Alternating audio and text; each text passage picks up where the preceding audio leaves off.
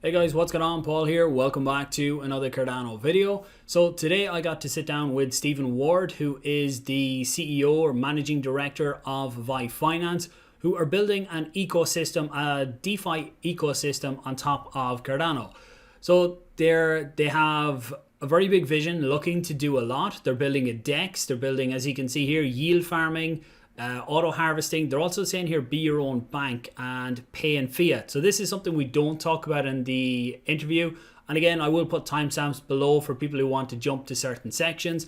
But with the pay in fiat and into the auto harvester, they're going to let people be able to come into this and pay fiat in. Obviously, the auto harvester, yield farming, everything happens on cryptocurrency. But people coming in from the outside world, this is going to be a very easy on-ramp for them, and they don't have to know what happens under the hood, really. Now, this is down the line. This is, I think, a year, 2 years out. They're looking for the money. They need to get all the proper financial licenses. They're doing that within Australia. So once we get way down the line, I'll be able to hopefully bring updates on that. Right now, the main aim is the DEX, the yield farming, the pools, and that is in the shorter time frame of what they're looking to launch. One other thing that they did launch was the NFT staking. So I did participate in the ICO. I put a small bit in. When I see how things are developing now, I'm kind of sorry I didn't put more in, but we'll see what the prices look like when they launch. So the NFT is they airdropped an NFT to everyone who participated in the ICO. Now, no one who participated knew this was going to come, but when you come onto their site now, you can stake the NFT. And if you stake the purple one for 90 days, you get 1.2 Vyfi per day. And if you stake it for 30 days, you get 1 Vyfi per day.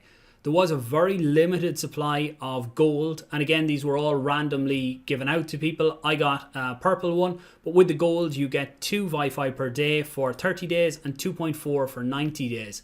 Stephen has actually given me one of the purple ones to give away. And we do talk about that in the video, the process of how you can enter to give that away.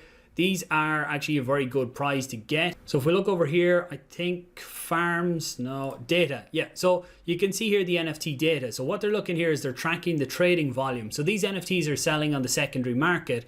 And today the floor price for any of them is 348 ADA. This has been higher, it has been lower, but that's what people are willing to pay right now for these NFTs. For the gold one, you can see they're up at 1900 ADA for the gold. For me personally, I'm holding on to my NFT because I do have a feeling there's going to be more utility for them down the line. But for anyone, whoever wins the one that I have to give away, it's completely up to you what you do with that as well. So look, we'll jump into the interview. Timestamps are below. If you get some value, please do share it out. Don't forget to subscribe if you're new. Let me know your own thoughts on all of this as well down below and what you think of the project or any other projects as well that I should be looking at over the next few weeks. So let's jump into it.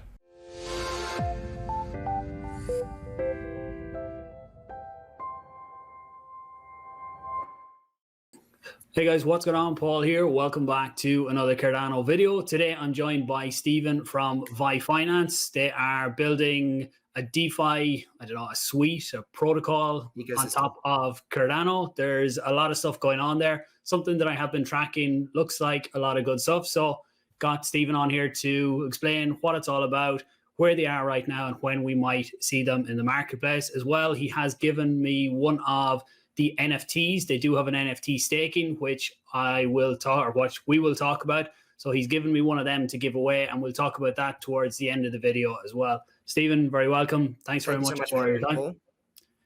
Yeah, it's great. I know you're out there in Miami at the minute, so you're rushing around at the event. So we will get straight into the information here.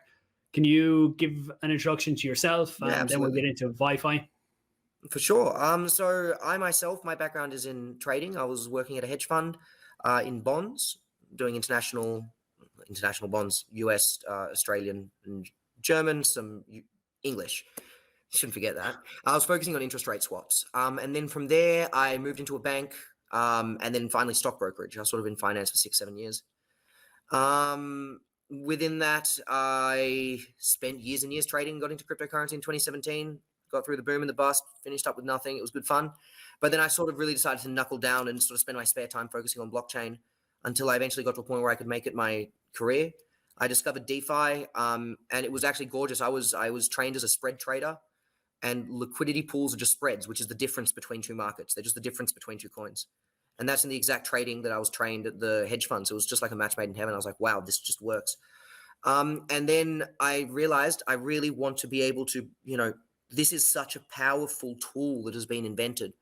What is a way that we can implement this tool so that we can try and reach and assist as many people as possible?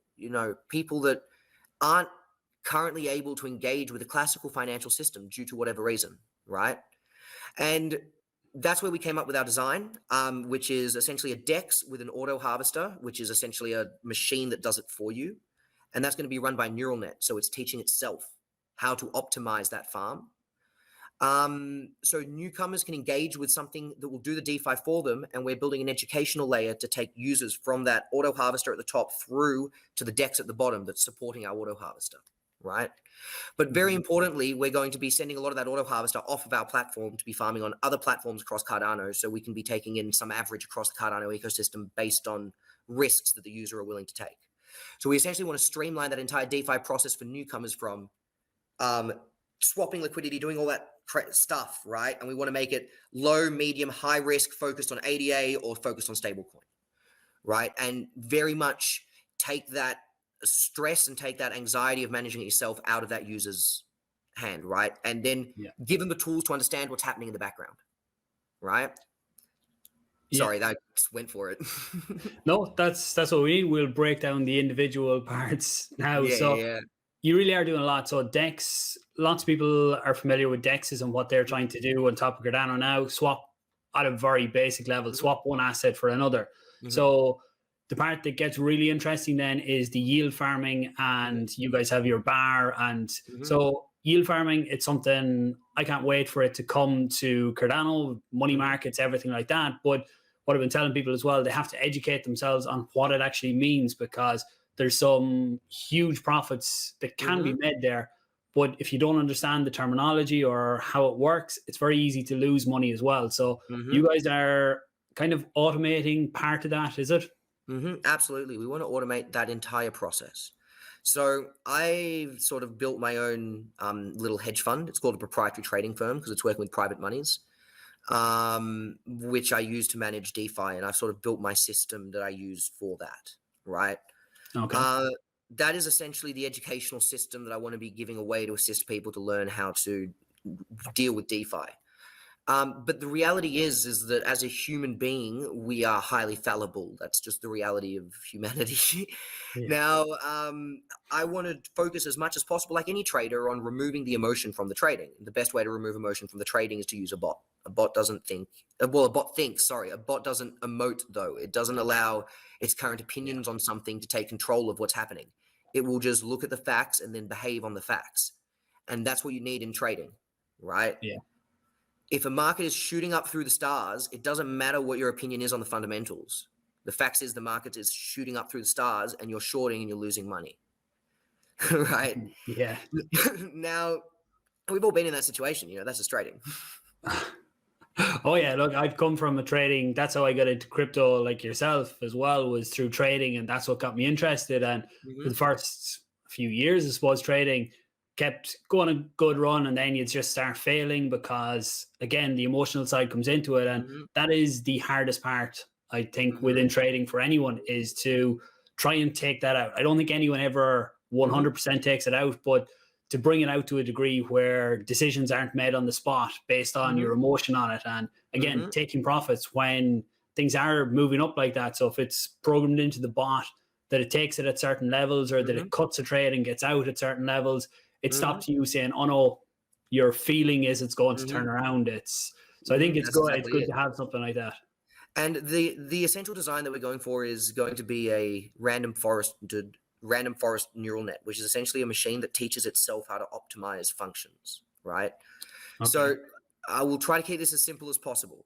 In yield farming, essentially what you're doing is you're providing two currencies to a swap. So you're allowing other people to use a swap and swap between whatever two currencies you've provided. So it's a functional contract, or it's a functional smart contract. It's something which does something for the user on the front end, right? Now, the people who've supplied that are then offered a reward in the form of whatever the token of that decentralized exchange's currency is. And that reward is given because we need to incentivize users to provide liquidity to our platform over other platforms that provide the same service, right? Yeah. So to do that, we provide a yield farm where users farm our token and then are able to use that token in our case, in our bar, to then get a share of distribution of all the fees that are earned across the ecosystem, right? But our random forest, sorry, within those yield farms, there's something you have to look out for called impermanence risk, right? Yeah. Now, you may have heard of this. I don't know if you've discussed it on your channel. I don't think. Haven't done a dedicated video. It's come up a few It's come times in up, permanent yeah. loss and that, but I have planned to do them types of videos before DeFi really launches. But Yeah, absolutely. give an overview on it though. Very if you brief can. overview. It's really not that complex. I've got two coins and they've got a different value to each other, just like AUD and USD, right? And as the value of AUD goes up, then if USD stays the same, then by holding AUD, I'm making money, right? Yeah. If AUD goes down, then by holding AUD, I'm losing money. Now, if I've got a pool where I'm holding both AUD and USD at any point in time, the value of both piles, because it's 50% USD, 50% AUD. If AUD goes down, this pile here of AUD is now worth less than this pile here of USD, right? And that's essentially impermanence risk, right? Because then what happens on a functional level in the market is people come in and they say, well, AUD is going down, so I'm going to sell AUD and buy USD. That's what the currency going down is. People are selling. Right? So this pile where you hold your AUD, that's getting pumped up with AUD as people are buying it and swapping it out for USD. So the way that I like to think about it is in a liquidity pool, you always get dumped with shit. So whatever coin is the shit one, that's what you're getting dumped with. Right? Yep. And that in a nutshell is impermanence risk. So people that don't have a handle around that concept can throw into some liquidity pools and really lose money. Right? Yeah. If you throw into some bad liquidity pools and start degenning around, like you might make a fortune, don't get me wrong. It has gone well for people. It can also go terribly. It's like when you look at some of the liquidity pools, sometimes for some of the smaller cap coins and the percentage return could be 400 or 500% APY, like the return per year. And but when you start looking at them, are either of them coins ones that you want to get left with if things fall apart? And for me, I generally look at the more less risky. I'd look at something like ADA against a stable coin or some of the top coins I'll be looking at more so rather than the lower cap. Again, you can split it up in percentage of your portfolio and maybe have a gamble with a smaller percentage. If it works, generally it's massive, but if it fails, you're wiped. And that's why you do sneaky things like put $1,000 in the farm like Yell paying 800%, right? You don't really go more than that because it's probably going to disappear and you know it's probably going to disappear. So you do it with like 10 of them, get a small amount into 10 of them, but again, that's the total you put in. One of them to work out to triple it, right? Yeah, more. Now the bot that we're building, our neural net, is essentially working on optimizing two functions. So exactly what we were describing there, yield versus impermanence risk, because we can give impermanence risk a numeral value. There is a mathematical function for it. Okay. So essentially what our neural net is doing is it's looking at farms across platforms and optimizing the current impermanence risk between two currencies against the current yield being offered against that currency. And then based on the current impermanence risk, and unfortunately the problem is it doesn't read the future, so impermanence risk can change, right? That's the biggest risk in our system, the risk of trading. But we then stratify the different liquidity pools into risk ratios based on their current impermanence loss, right? So we've got the low risk, the medium risk, the high risks based on that numeral value that we're able to calculate. And then we're able to feed essentially separate farming strategies based on those risk ratios that we've designed, right? Okay. Now, at the whole time, the entire idea being is I can't keep track of everything, but I can get a bot to look at as much as possible and work it out itself. And being a neural net, it teaches itself how to find the best system, right? Yeah. And that is just we're using what's called an ARIMA GARCH, ARIMA hyphen GIARCH. An ARIMA GARCH model is what we're using if you feel so inclined. Yeah. No, it's something I'm interested in back when I was doing Forex and stuff like that. I built different bots at that stage, but even if you got a bot to work, generally it failed after a certain amount of time because the market's changed or something changed. So if you're basing it just on indicators and stuff like that, it will fail at a certain stage. So something that's constantly evolving is what you need to have. So how Yes. realistic is the neural net to keep evolving or keeping up with the market with Look, the current sentiment? currently it's used by hedge funds in markets. There are definitely cases of it going poorly. Vanguard was a classic case of a neural net going poorly. So to say there are no risks is always wrong with any investment and with any, financial instrument generally. The reality is also with crypto, it's a highly volatile market, right? What is a highly stable coin one day, tomorrow might not be a highly stable coin. And by definition, our machine is reactive. It's not proactive. You can't be proactive in the market in the sense that when you're analyzing 700 coins at once, proactiveness comes from analyzing data and forming opinions, right? We use bots to crunch numbers, not form opinions. Yeah, it's up the markets. We've seen Bitcoin. If something crazy comes out, Bitcoin can drop 10, 15% in a day, and that just wipes the whole market. So you can't always see them kind of things coming. So no, absolutely. But what we can do is we can design an auto harvester that forces 50% to be kept as stablecoin. So that when you do have moments that are dumping, what's actually happening is that auto harvester or that neural net is selling out that crypto simultaneously with the dump into the stablecoin to maintain that ratio as the liquidity pool is falling to the shitcoin. okay. Right? That way you're able to maintain your ratio where it's at, and you've got an internal hedge of 50% on the loss because 50% has been converted into USD in that time.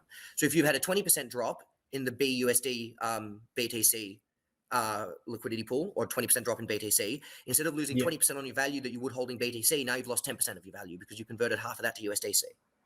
Similarly, though, if you have a 20% gain, you've only gained 20%, but that's why it's a low risk pool, right? You're giving up gain to reduce your risk. That's the game, right? How much risk are you willing to take on? Now, and we haven't even spoken about the bar yet. All of this, so our auto harvester is going to be taking 15% of all farm that's made, and it's going to be delivering it to our bar, which is a distributive system for those that hold our token. Now, you deposit the token at the bar, and then 15% of all the fees that are made across our exchange are converted into Vyfi, and they're dumped into the back end of the bar, right? And you gain your proportional access to that by putting Vyfi into the front end of the bar. So you deposit Vyfi, and then the value of that Vyfi, or the amount of Vyfi that's in there, goes up as it's getting dumped fees, right? So the more the system is used and the more we have in the auto harvester, the more the DEX, 0.05% of all exchanges go to the bar. 0.15% of all exchanges go to the bar. 0.05 is maintenance. So 0.15% of all exchanges go to the bar, the auto harvester and access. Those two systems currently. And in future, we do also plan on bringing in some more systems such as NFT related systems that we plan to also be helping feed our bar. Nice. That's something I really like to see in tokenomics, is that there's an incentive for people to hold on to the token rather than you get it early on, the token pumps, and then it just falls because there's no incentive to hold it. But for this, for the long term, as long as there's still liquidity coming in, the bar is going to keep giving you funds. And sometimes we see that there is a certain amount of supply set aside for staking. And if you stake early on, you keep getting that, but that runs out at a certain stage, where with your model, it's actual fees that your system earns. That's what's actually given more Vyfi. And what I'm really excited about is that it's fees that are in a large part earned off platform, right? So we're hoping to be feeding it from the entire Cardano economy rather than just feeding it internally from our own economy. So you'll be optimizing Liquidity Pool Optimizer, will you? Yes, Liquidity Pool Optimizer across different platforms, right? So if you're in our low risk, we're not just going to be putting in our low risk pools on our platform, right? We gain, and one of the big things that any sort of safety strategy model will tell you is that you need to be able to diversify platforms to average out risk, right? And that's just a reality of being in this space. If I put all my money on one platform, then that platform's compromised, I lose all my money. Now, I would love to say that something even like Pancake is completely uncompromisable, but the reality is it's not. Right? it's not likely to be compromised. You're fairly safe. Yeah, of course. But the reality exists that it's possible. Yeah, the reality is nothing is 100% safe. Exactly. There's always that tiny, tiny percentage. You just balance out. Look, some platforms are far more obviously going to be a risk than other ones like that Pancake or but Yeah, like actually, I got. will you be cross chain or just cross Cardano? Well, initially we're going to be cross Cardano. We really want to be focusing on getting these systems working well on Cardano. The reality is, Yeah. these systems, we're putting it together in a unique manner, but these systems exist on Solidity and they're not that difficult to design, right? We Okay. are a Cardano project and we want to be the first in-house to do this on Cardano. To do that, we need to focus on Cardano, not on Solidity. It's really just as simple as that, right? So the reality is when we've got bridges up and running and we can start moving things cross-chain, I would love to create a cross-chain platform, which has basically got its tentacles out across all the chains feeding back to our bar on the Cardano ecosystem, right? Cardano, pronounce that terribly. That's the ultimate aim, yes. But we've got a 2-year outline. I would expect that to be somewhere in the second year. Okay. Yeah. No, it's good to hear as well that you're not just looking at the next few months. There's long term and everything we've talked about so far, kind of what kind of timeframes are we in? This isn't all of the bar, the neural nets. It's not all coming day one. No. That's not all coming day one. It's going to be a sort of stage release. So we've already released with our NFT staking, and we're going to be having some. Actually, do you want to touch on that? We didn't mention that, and then we'll talk about what else is going. The NFT stake. We have an NFT staking where you can put your Cardano. You could our NFT that we offer to everyone who was participating in our ICO, including Paul himself. Thank you for the support. And you stake that on our website on our DApp for either a 30-day or a 90-day vault, where you earn either 1 or 1.2 Vyfi per day for a purple NFT, and for the gold NFT, it's double of that. So the NFT has actually done incredibly well. So it's kind of got a floor price at the moment of sort of fluctuating between 350, 400. It got up to about 600, 650. But it's a market, so it goes up, goes down, but it seems to be holding pretty steady. We're selling sort of 4 to 8 a day. We've had some days with 20 being sold, 20, 30 being sold. There was one point where we got to the 7th on the All NFT.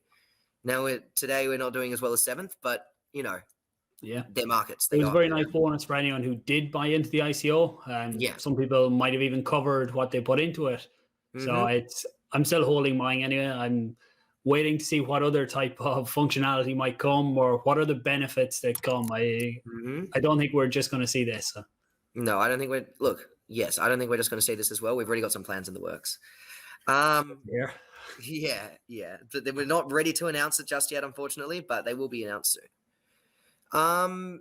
And that's really, we're looking to try to find ways to drive and build value amongst our community prior to us being able to launch our token on a fully functional blockchain, right? And exactly as you said, our average buy-in was 187 ADA, and now all our holders hold an NFT worth 350 ADA, and many of them are staking it. So that has been one way that they've almost doubled their money for our holders, and we've been able to give them value for having participated.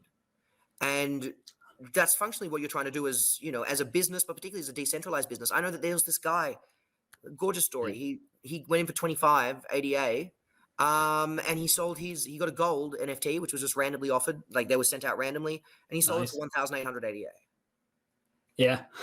Like, talk about that could be life changing for some people. That's absolutely that amount of money. So it's brilliant to see stories like that.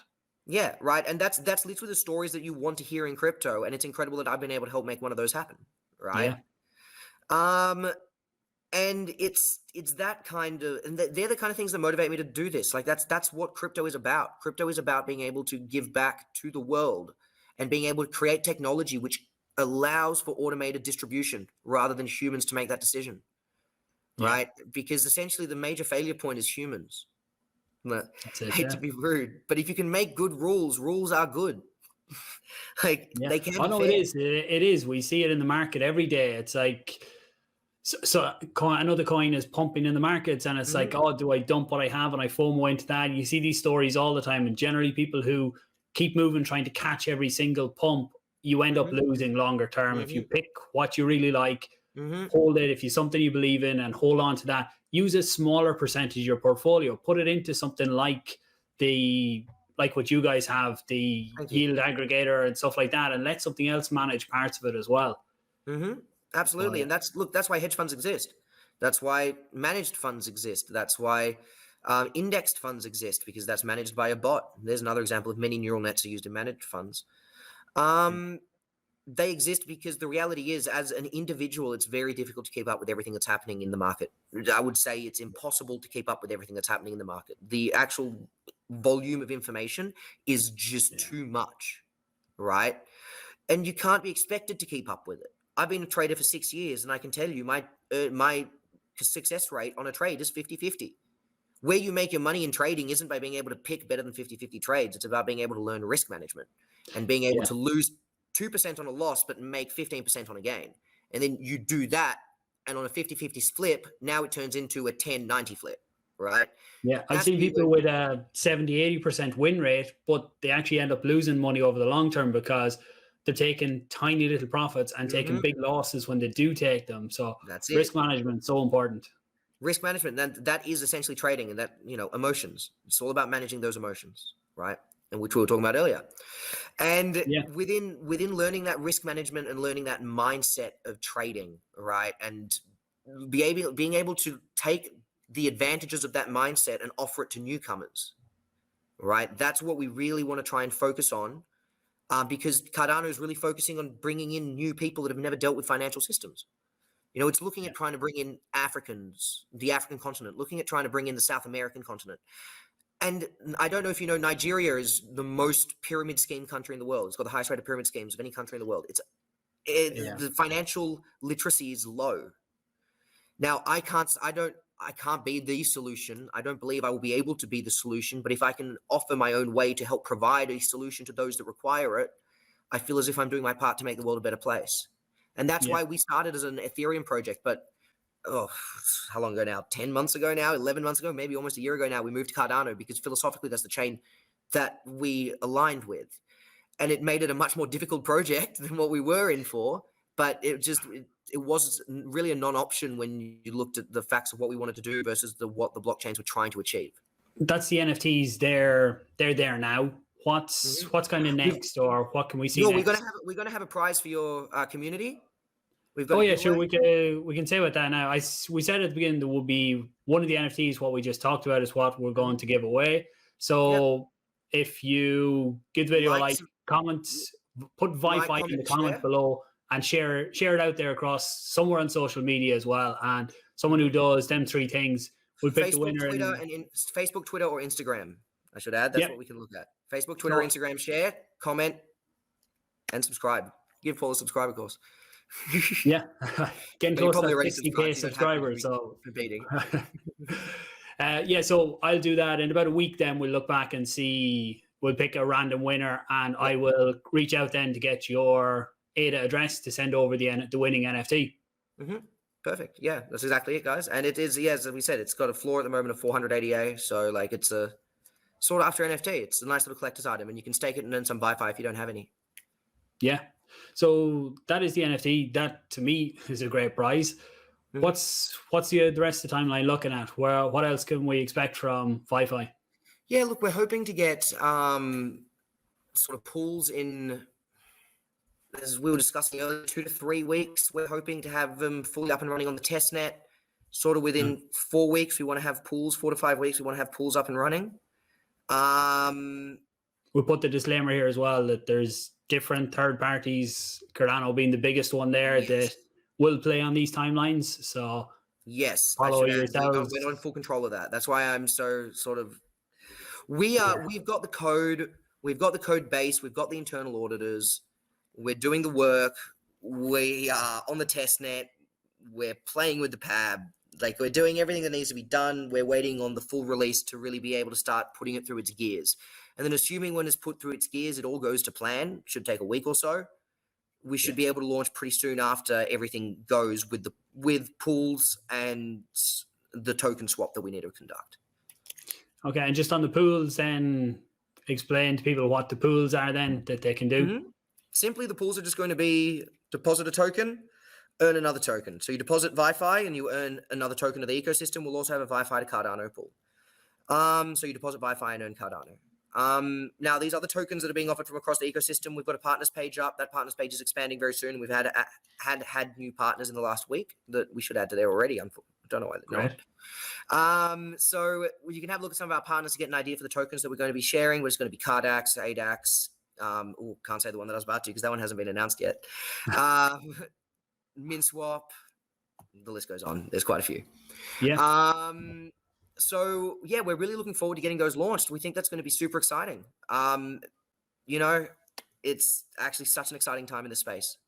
That's great. Look, this is what we've been waiting for so long within Cardano to get to the stage of these types of applications launching. So it's nearly wishing away the next month or so to when we can actually see them getting live. At the minute, I'm talking to multiple projects every week, sometimes a few projects every day, trying to get a gauge of where we are and when we can see them in the market. So it's great to be finally getting that close. Yeah, look, and as you know, it's not going to be the full DEX and swaps. That's going to be a little longer because that's honestly just a lot more risk on the currency that's in there, as we discussed, right? We need to be extra certain with those, with what we're putting in. We're dealing with people's money directly. The pools are a simpler contract than a swap, essentially.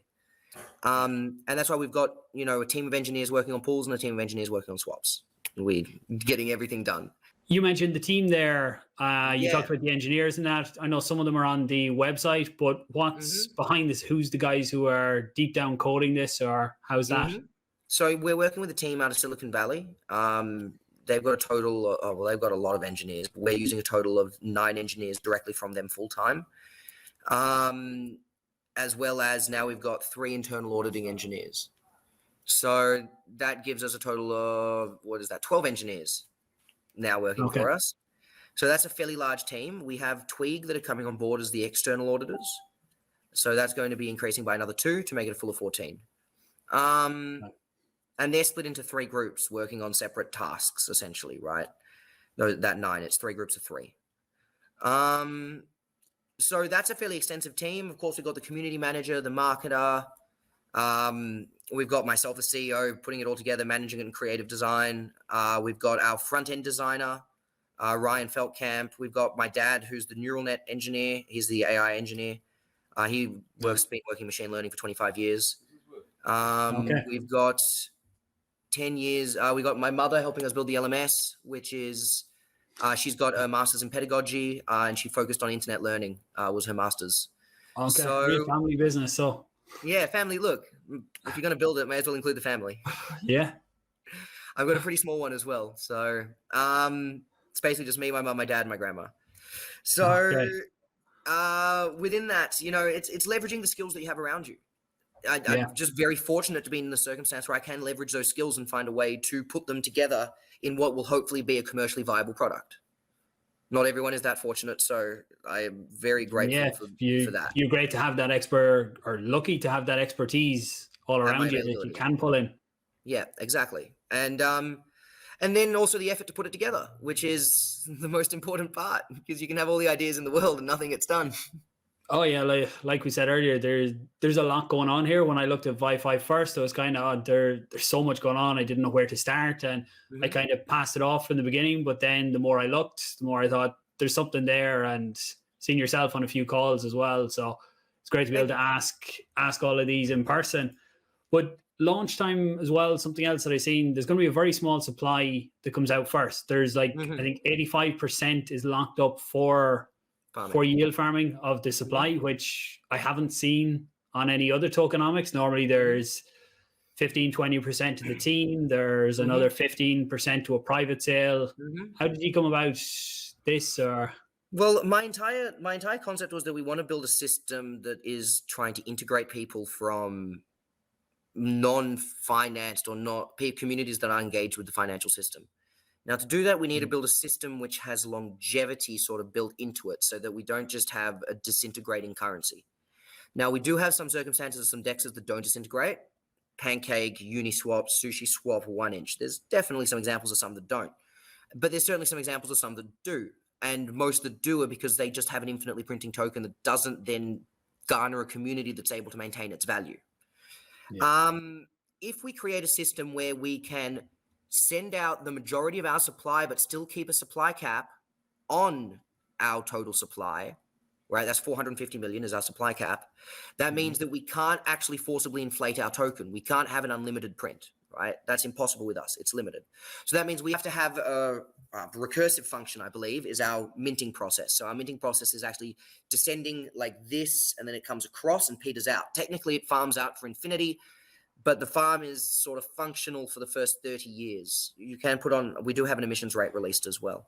So the first year's emission is 38 million tokens, I believe, for year one, and then it goes down by 10% every year thereafter, right? Okay. So the initial launch will be about 8 million tokens, the 7 to 8, depending on what the listing requires. The initial... I'm pretty not sure that a centralized exchange needs liquidity, or I suppose even a DEX, you need to have some liquidity on it as well. Yeah, for it to be able to actually function. Because if you don't have stuff that people can buy, you don't really have a functional exchange. So then we're going to have the 38 million supply over the first year. So that's not being dumped on the market. That's sent out to our yield farmers, right? Yeah. And then that reduces by 10% every year. So having that reduced supply every year over the next 20 years will give us, I hope, that longevity to have a continual sort of push up in value as we're able to focus on educating and bringing more and more users into the system. So it's mostly focused on that idea of having a longevity to it so that it can actually sustain value, rather than having a project that's just designed for the idea of a pump and dump with 20% dedicated to the team, right? Our team dedication is 2.5%. So I think that's the smallest I've seen in any project ever. Yeah, and that's short of a fair launch, really. So we're trying really hard to focus that capacity on the community, not focus that capacity on ourselves. Great. And as we kind of talked about earlier, the ability for the platform to earn the fees itself, and it kind of keeps feeding itself. So you're incentivizing people to hold longer term, which again helps the whole thing. And that natural deflation in supply as well, I'm hoping will be motivating people to hold in of itself, right? Because you're going to have that deflationary supply, and then people realizing, oh, wow, I can't actually access it, which then gives it an inflated price, which means hopefully the farm will be coming out to a relatively stable result over an extended period of time. Because for me, a farm is far more better when it's consistent. I would rather get 60% consistently than 300%, then 10%, then lose 30% of everything I had, and then make back 40%, and then find out I'm 10% up at the end of a week and a half, right? Yeah. Whereas if you can just put it there, make 60% over a year and not think, Bob's your uncle. So I'm really trying to focus on economic models and economic methods to stabilize that yield farming itself, right? And that's really what we want to be looking at that's one of the focuses that I have in building this project. And that's coming from my trading background, right? And that's just trying to implement trading models and just using logical consequences of trading models when thinking of how we're designing these things, right?